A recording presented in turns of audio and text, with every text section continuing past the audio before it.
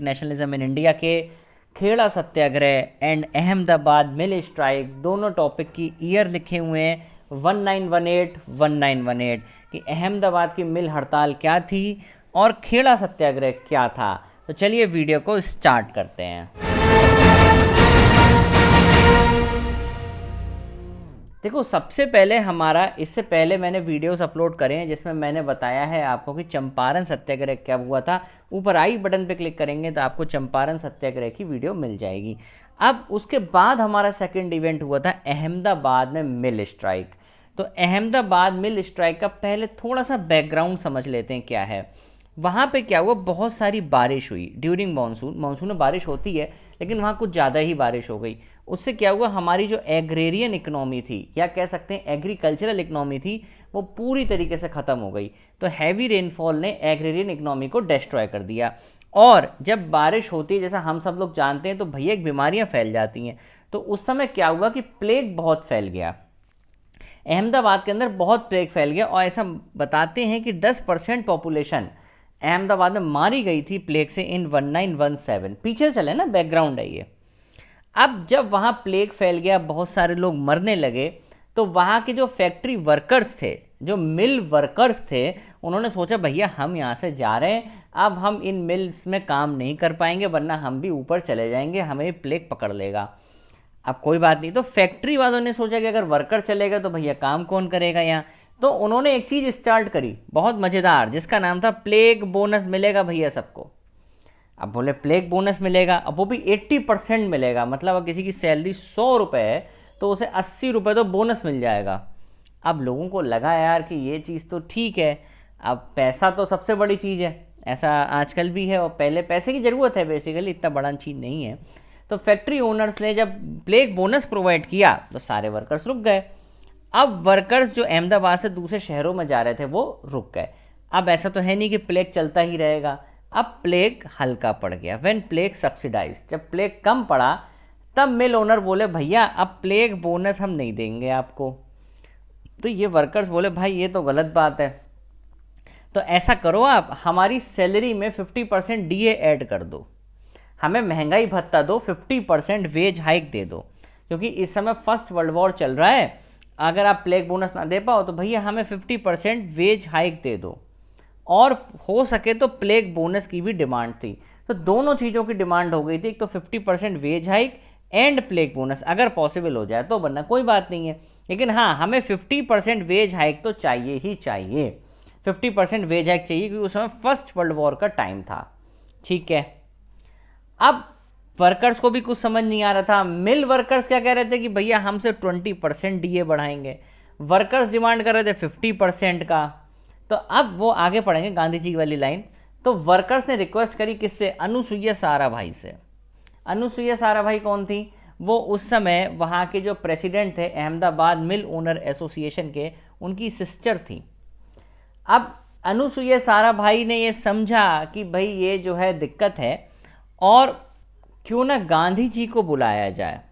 अगर हम गांधी जी को बुलाते हैं तो उस समय मिल ओनर और वर्कर्स के बीच में सेटलमेंट हो सकता है। तो ऐसा अनुसुईया साराभाई ने सोचा। ठीक, आई बात समझ में, कोई डाउट यहाँ तक? चलिए, अब गांधी जी आए। गांधी जी के आने से क्या हुआ कि गांधी जी ने बोला भैया ऐसा है कि 35% सैलरी इन लोगों की बढ़नी चाहिए या इन्हें डीए मिलना चाहिए, ऐसा गांधी जी ने बोला। अब जब गांधी जी ने बोला ये चीज़ तो मिल ओनर्स ने एक्सेप्ट नहीं किया गांधी जी का आइडिया। मिल ओनर बोले नहीं भैया हम 35% नहीं बढ़ा पाएंगे, हम सिर्फ बढ़ाएंगे तो 20% ही बढ़ाएंगे। अब फिर मामला ख़राब हो गया। तो गांधी जी ने जो भी स्ट्राइक्स करी, कुछ भी करा, वो सब आपका के एक तरीके से शांत प्रिय तरीके से किया, सब जगह शांति रही। उन्होंने ये बोला कि हम पीसफुल प्रोटेस्ट करेंगे। गांधी जी ने एक पीसफुल सत्याग्रह लॉन्च किया। अब जब पीसफुल सत्याग्रह लॉन्च हो गया तो इसमें क्या हुआ कि वर्कर्स को अब काम नहीं था। उन्होंने बोला कि अब आपको फैक्ट्री में नहीं जाना है। तो वर्कर्स बोले भाई जब फैक्ट्री में नहीं जाएंगे तो क्या करेंगे। तो गांधी जी ने अदर जॉब्स, कोई और काम इन लोगों को दिलवा दिया कि आप ये काम करो, लेकिन अभी आप नहीं जाओगे। और पीसफुल सत्याग्रह गांधी जी ने स्टार्ट कर दिया। अब भैया ये माना जाता है ऐसा कहा जाता है और ये सच है कि गांधी जी की ये फर्स्ट हंगर स्ट्राइक थी, पहली भूख हड़ताल थी गांधी जी की, जो उन्होंने 3 दिन के लिए करी थी। तो it is was the first hunger strike. Very important question कि ये गांधी जी की फर्स्ट हंगर स्ट्राइक थी, अहमदाबाद मिल स्ट्राइक। ठीक है, और जब ये हंगर स्ट्राइक हो गई फिर गांधी जी को मनाया गया, तो फाइनली ब्रिटिशर्स एग्री हो गए, ठीक है 35% पे डन। तो आगे बात समझ में कि 35% पे फाइनली वर्कर्स का डीए वहां पे बढ़ गया और चीजें फिर से वैसे की तरह रन करने लगी। लेकिन फिर से कुछ हुआ, और क्या हुआ, खेड़ा सत्याग्रह। खेड़ा बेसिकली, खेड़ा जगह कहाँ, ये भी गुजरात का ही है। खेड़ा सत्याग्रह जो है ये भी गुजरात का है, यहाँ थोड़ा KHEDA आएगा, खेड़ा सत्याग्रह। तो ये थर्ड मेजर मूवमेंट था after Champaran and Ahmedabad mill strike. जैसा कि हम सब जानते हैं चंपारण हो चुका है, अहमदाबाद मिल स्ट्राइक हो चुकी है, और ये थर्ड इवेंट है या तीसरा मेजर मूवमेंट है आफ्टर चंपारण और अहमदाबाद मिल स्ट्राइक। तो खेड़ा सत्याग्रह में बेसिकली क्या होता है कि गांधी जी के साथ साथ देखो कुछ लीडर्स हैं, इनके नाम पूछे जाते हैं, अच्छे कॉम्पिटिटिव लेवल पे इनके नाम पूछे जाएंगे, जिसमें इंदुलाल याग्निक का नाम इंपॉर्टेंट है, नरहरि पारेख का नाम इंपॉर्टेंट है, इंदुलाल याग्निक का नाम इंपॉर्टेंट है, और सरदार वल्लभ भाई पटेल का नाम इंपॉर्टेंट है कि ये 3 लोग बेसिकली ज़्यादा लैम्प लाइट में थे। ठीक है, और ये यहाँ कॉमन नहीं है, it is Ravishankar Vyas complete. ठीक, अब देखो सरदार वल्लभ भाई पटेल, इंदुलाल याग्निक और नरहरि पारेख गांधी जी के साथ थे इस इवेंट में। अब देखते हैं कि खेड़ा में हुआ क्या था। देखो खेड़ा सत्याग्रह अकर्ड इन गुजरात, पहले ही हम बात कर चुके हैं।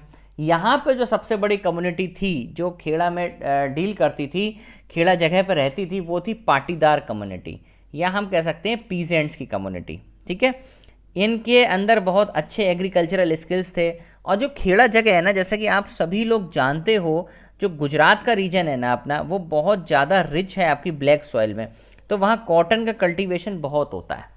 ठीक है, कॉटन है, टोबैको है, इनका कल्टीवेशन भी वहाँ बहुत होता था, और ये लोग सिर्फ इसी काम में लगे रहते थे। बहुत अच्छी बात है।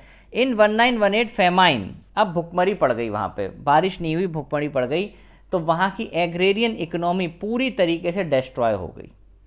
पूरी agrarian economy of Kheda was destroyed, और वहाँ पे भी प्लेग फैल गया, जिसमें लगभग 17,000 लोग मारे गए।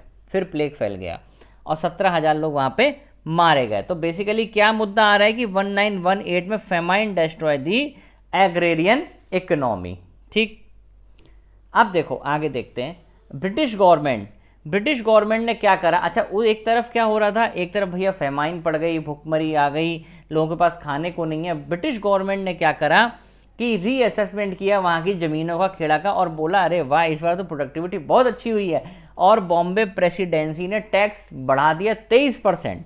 वर्कर्स को तो चक्कर आ गए, बोले भाई 23%, यहाँ तो खाने को नहीं है, 23% टैक्स हम बढ़ा कहाँ से देंगे, और आपने जो रीअसेसमेंट किया वो गलत है। ऐसा है ही नहीं, क्योंकि बॉम्बे प्रेसिडेंसी के अंडर में आता था ना गुजरात और महाराष्ट्र पूरा, तो उन्होंने बोला नहीं नहीं हम भैया टैक्स वैक्स नहीं बढ़ा हुआ दे पाएंगे। बोले देना तो पड़ेगा, हमने तो असेसमेंट किया है। अब भैया वहाँ के जो लीडर्स थे वो गए कहाँ, गांधी जी के पास। अब आप सबको पता है गांधी जी अहमदाबाद मिल स्ट्राइक में बिजी थे, जैसा अभी हमने पहले पढ़ा। तो गांधी जी ने पटेल साहब को बोला कि भैया ऐसा खेड़ा चले जाओ। बोले मैं अकेले नहीं जाऊंगा, बोले भाई औरों को भी साथ ले जाओ। तो गांधी जी सरदार पटेल को बोले कि आप खेड़ा चले जाओ, वहाँ बहुत सारे सर्वे करो और देखो कि ये जो आपके पीजेंट्स हैं, फार्मर्स हैं, ये पाटीदार हैं, ये क्या कह रहे हैं, और ब्रिटिश गवर्नमेंट क्या कह रही है, क्या किसकी बात सही है किसकी बात गलत है, डेटा कलेक्ट करो और एक पिटीशन भेजो ब्रिटिश गवर्नमेंट को अगर सब सही है कि भैया टैक्सेस कम करो। सरदार पटेल ने क्या करा, सारे एविडेंसेस कलेक्ट करे, सब एविडेंसेस बढ़िया से कलेक्ट करे और पिटीशन भेजी किसे, ब्रिटिश गवर्नमेंट को, कि भैया ऐसा है ये जो आप कर रहे हो ना, ये टैक्स बढ़ाने का 23%, ये ख़त्म कर दो, क्योंकि 23% टैक्स हम बढ़ा नहीं पाएंगे, क्योंकि एविडेंस ये बोलता है कि एग्रीकल्चरल प्रोड्यूस सिर्फ 1/4 हुआ है इस बार of the total agricultural produce से। अगर कहीं पे आपका 100 किलो अनाज होता था तो भैया 25 ही किलो हुआ है। और ब्रिटिश की एक लीगल एक्ट था जिसमें यह लिखा था कि अगर 1/4 से कम है, अगर 1/4 प्रोडक्शन से कम है तो भैया पूरा का पूरा लैंड रेवेन्यू माफ होगा। तो आप भैया क्यों हमसे ज़्यादा ले रहे हो। अब ब्रिटिश ने क्या बोला कि भैया हमने तो यहाँ पे, हमने तो, एक मिनट बेटा, हमने तो यहाँ पे रीअसेसमेंट किया है और रीअसेसमेंट में क्या निकला है कि 23% टैक्स होगा। रीअसेसमेंट किया, हमारे ऑफिसर्स ने कहा, उन्होंने बोला है भाई प्रोडक्शन बहुत हुआ है, आप कह रहे हो कि प्रोडक्शन हुआ ही नहीं है, तो हम तो नहीं मानेंगे, और इनकी पेटिशन रद्द कर दी गई। बहुत अच्छी बात है। ब्रिटिश गवर्नमेंट रिजेक्टेड दी पेटिशन। गांधी जी, अब भैया जब पेटिशन रिजेक्ट हो गई तो गांधी जी खेड़ा पहुंच गए और उनका एक ही काम था, उन्होंने सत्याग्रह स्टार्ट कर दिया। अब बोला कि भैया कोई भी टैक्स नहीं देगा। बोले अरे टैक्स ही दोगे तो भाई हमारी प्रॉपर्टी ले जाएंगे, हमारे जानवर ले जाएंगे, हमको भी जेल में डाल देंगे। बोले कोई बात नहीं, सब कर लेने दो, हमारी आत्मा सच्ची है, अगर हम सच बोल रहे हैं तो कोई दिक्कत नहीं है। अब जब टैक्सेस नहीं दिए गए तो भैया एक नियम था कि उनकी प्रॉपर्टी जब्त हो गई, उनके जानवर जब्त कर लिए गए, बहुत सारी चीज़ें जब्त हो गई। फाइनली ब्रिटिश गवर्नमेंट जब बहुत लंबी चौड़ी इसमें सत्याग्रह होने लगा, स्ट्राइक्स होने लगी, तो ब्रिटिश गवर्नमेंट फाइनली एग्री हो गई to suspend the tax for current year and the next year. तो फिर फाइनली ब्रिटिश गवर्नमेंट ने मान लिया कि भैया टैक्स को सस्पेंड कर दो इस साल के लिए और नेक्स्ट ईयर के लिए, और जितनी भी ज़मीन हमने ली है उसको वापस रिटर्न कर लो। जैसा कि आप स्माइली यहाँ पे देख रहे हो, तो ये बेसिकली पाटीदार पीजेंट्स के लिए। सो कांग्रेट्स कि खेड़ा सत्याग्रह में गांधी जी, अहमदाबाद में स्ट्राइक में गांधी जी, और चंपारण सत्याग्रह में गांधी जी की ही जीत हुई। इसी तरीके से हम अपने नेशनलिज्म इन इंडिया में भी धीरे धीरे जीतते हुए आगे बढ़ रहे हैं। ठीक है बच्चों, समझ में आया तो वीडियो को लाइक करें, शेयर करें, सब्सक्राइब जरूर करें। पढ़ते रहिए, मुस्कुराते रहिए, पढ़ाई को यूं ही एंजॉय करते रहिए। ओके, थैंक यू बच्चों।